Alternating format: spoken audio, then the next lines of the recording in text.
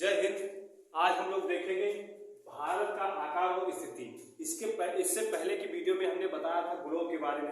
तो ग्लोब के बारे में आपको भारत की स्थिति हो या अपने घर की स्थिति हो या अपने गांव की स्थिति जानने के लिए आपको ग्लोब अगर आपको नहीं पता है तो आप अपने घर की या फिर अपने गांव की या फिर अपने जिले की या फिर अपने राज्य की स्थिति नहीं बता सकते।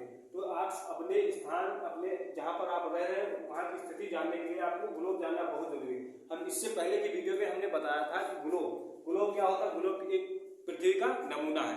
इस पर काल्पनिक रेखाएं कुछ खींची गई हैं भूगोल वैज्ञानिकों के द्वारा, भूगोल वेताओं के द्वारा इस पर कुछ काल्पनिक रेखाएं खींची गई। इन्हीं के आधार पर हमारे वैज्ञानिकों ने किसी भी स्थान की स्थिति और स्थिति जानने में ये अक्षांश और देशांतर रेखाएं जानने में मदद करती है। जो वैज्ञानिकों ने इस पर काल्पनिक रेखाएं खींची है, जो इसमें हमने बताया था जो खड़ी रेखाएं और देशांतर रेखाएं कहलाती।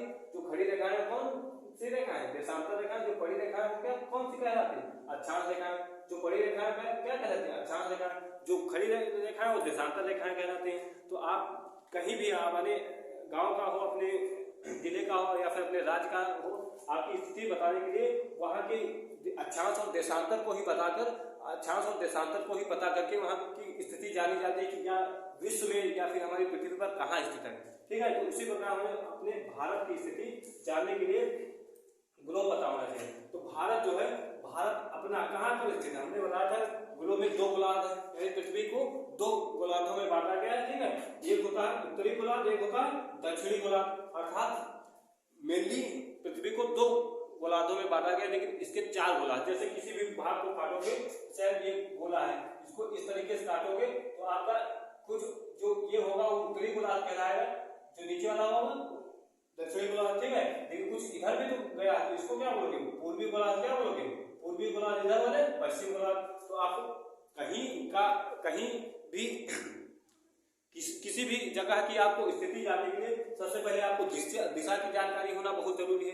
किसकी, दिशा की। आपको अगर दिशा नहीं आती है तो आप कैसे बता सकते हो इसकी स्थिति क्या है, कहाँ पर स्थित है। तो इसमें दिशा पता करने के लिए हमने ये देखो बनाया है कि सबसे कहीं की आपको दिशा पता करनी हो तो आपको क्या करना, प्लस बना लेना। ठीक है। क्या बनाना, प्लस बना लेना। तो प्लस यानी सबसे ऊपर जो होगा वो उत्तर होगा। प्लस जैसे बनाओगे सबसे ऊपर वाले जो होगा तो क्या होगा, उत्तर होगा। सबसे ऊपर उत्तर, उसके उत्तर के अपोजिट दिशा जो होगी वो दक्षिण होगी। क्या होगी, दक्षिण होगी।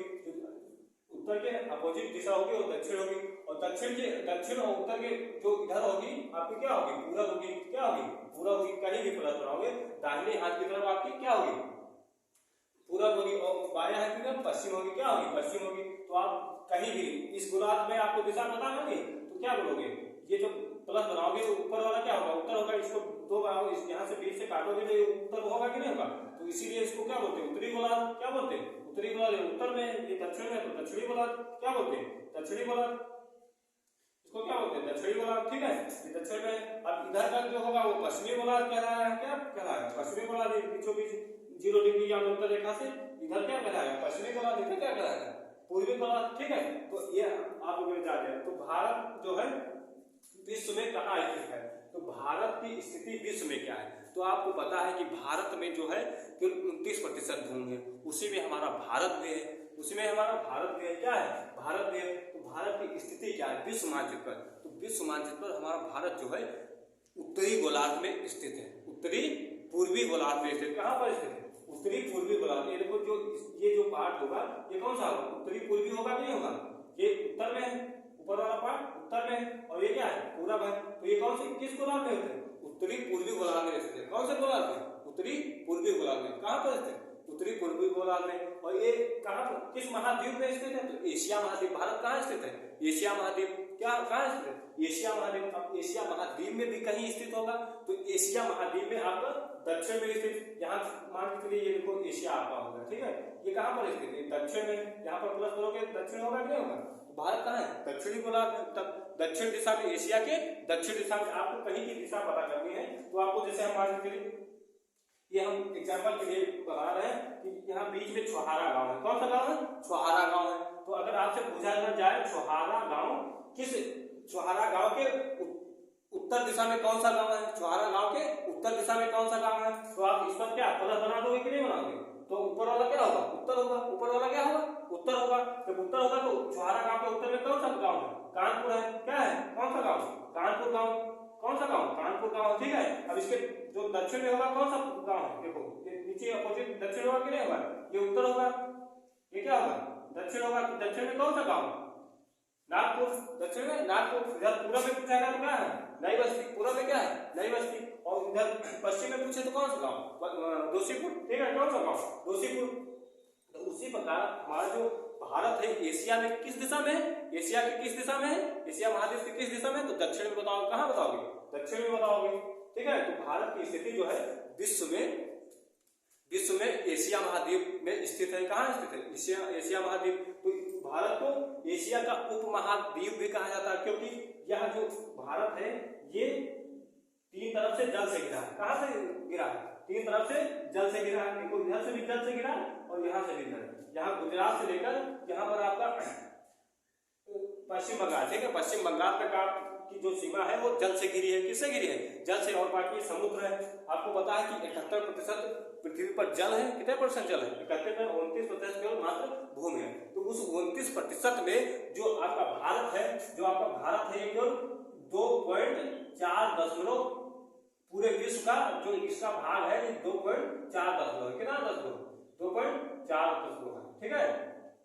यानी विश्व में इसका जो भाग है, यानी विश्व में इसका जो स्थान है 2.4 है, क्या है, 2.4 है, यानी विश्व का 2.4 भाग केवल है, ठीक है। जितनी भी भूमि है उसका 2.4 भाग है, ठीक है। अब आपको आकार पता करना है, क्या पता करना, स्थिति। अब स्थिति जैसे आपसे पूछा जाए अपने गांव में, आपके गांव कहाँ स्थित है, आपके गांव कहाँ स्थित है, तो आप क्या बताओगे।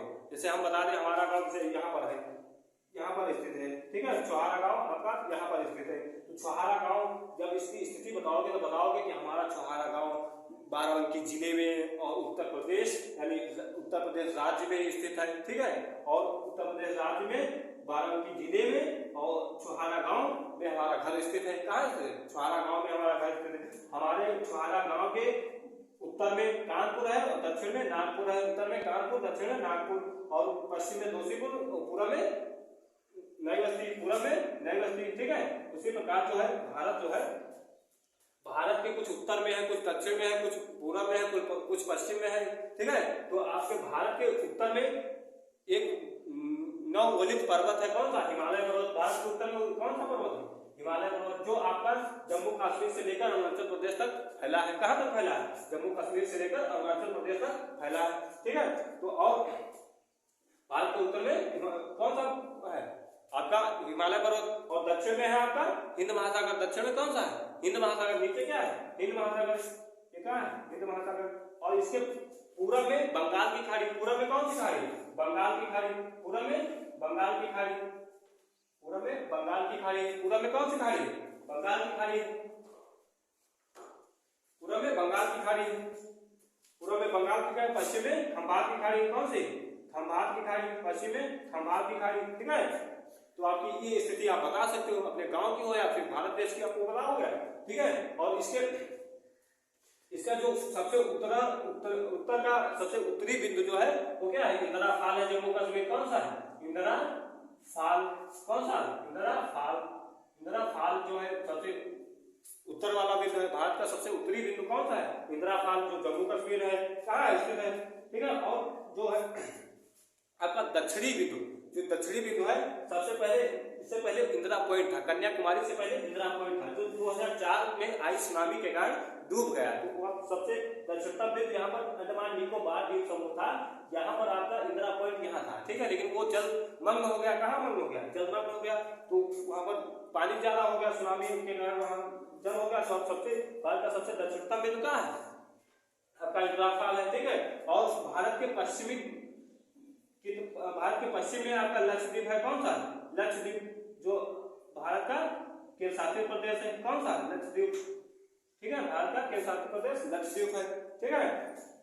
और अब इसका आकार कैसा है, अब स्थिति हम लोग जान ली, अब इसका आकार कैसा है। जैसे हम अपना घर बताते हैं, हमारा घर चौकोर है, तिकोना है, 2 कोना है, 4 कोना है, 5 कोना है। उसी तरह हमारे भारत का आकार कैसा है, हमारे भारत का आकार कैसा है, तो हमारे भारत का जो आकार है ये चतुष्कोणीय है। देखो 4 कोणे हैं कि नहीं, एक कोण ये हो गया, एक कोण ये हो गया, एक कोण ये हो गया, एक कोण ये हो गया, तो इसमें 4 कोणे हैं कि नहीं, तो इसको क्या बोलोगे, चतुष्कोणीय। कौन सा, इसका आकार कैसा है, चतुष्कोणीय, ठीक है, इसका आकार है आपका चतुष्कोणीय। कैसा आकार है, चतुष्कोणीय, ठीक है। और इसका जो उत्तर से और दक्षिण में इसका विस्तार कितना है, इसकी दूरी कितनी, उत्तर से दक्षिण की दूरी कितनी है, 32,314 किलोमीटर कितनी है, 3214 किलोमीटर। इसका उत्तर से पश्चिम इसके जो लंबाई है कितनी है, 3214 किलोमीटर, 3214 किलोमीटर। और इसकी पश्चिम से पूरब इसकी लंबाई कितनी, पश्चिम से पूरब लंबाई 3233 किलोमीटर, 3233 किलोमीटर, कितनी लंबाई, 3233 किलोमीटर। और इसका अक्षांशीय विस्तार इसका कितना है, 8 डिग्री 4 मिनट से लेकर उत्तर में 37 डिग्री 6 मिनट तक है। 8 डिग्री 4 मिनट से लेकर उत्तरी अक्षांश से लेकर 37 डिग्री 6 मिनट तक है। और आपका देशांतरीय विस्तार कितना है इसका, जैसे ग्लोब पर देखोगे तो यहाँ पर 68 डिग्री 7 मिनट से लेकर 68 डिग्री 7 मिनट से लेकर यहाँ 97 डिग्री 25 मिनट तक, कहाँ 97 डिग्री 25 मिनट तक पूर्वी देशांतर में फैला है। कहाँ पर स्थित, ग्लोब पर कहाँ है, पूर्वी देशांतर में, ठीक है। कोई समस्या है, समस्या, आगे देखते हैं। अब भारत के पड़ोसी देश, अब इसमें स्थलीय सीमा और जलीय सीमा देख लो। तो इसकी जो भारत की जो जलीय सीमा है, जो मेनली मुख्य भारत की जो जलीय सीमा है वो 6100 किलोमीटर कितनी है, 6100 किलोमीटर, ठीक है, 6100 किलोमीटर। लेकिन इसमें जो आपके केंद्र शासित प्रदेश जो आपका द्वीप हो गए, भारत के जो द्वीप है, लक्षद्वीप हो गया, अंडमान निकोबार द्वीप समूह हो गया, इन सबकी सीमा मिला के आपकी टोटल सीमा जो होती है 7,516.6 किलोमीटर, ठीक है, 7,516.6 किलोमीटर है। जो आपको आपके वो द्वीप भी शामिल हो जाते हैं, उनके द्वीप की भी सीमा है। और इसकी जो स्थलीय सीमा है 15,200 किलोमीटर, जो स्थलीय सीमा है कितनी है, 15,200 मीटर, ठीक है, 200 किलोमीटर, ठीक है, 15,200 किलोमीटर। जैसे आपके घर की सीमा पूछे, आपके घर कितनी एरिया में बना, तो क्या बताओगे, हमारे घर की सामने की लंबाई 35 मीटर है और पीछे लंबाई 37 मीटर है, पूरा स्टोर बनाया हो, ठीक है। तो वैसे आपकी जो भारत की जो स्थलीय सीमा है और जलीय सीमा, इसकी लंबाई कितनी है, ठीक है, और इसका आपकी ये हो गया, ठीक है।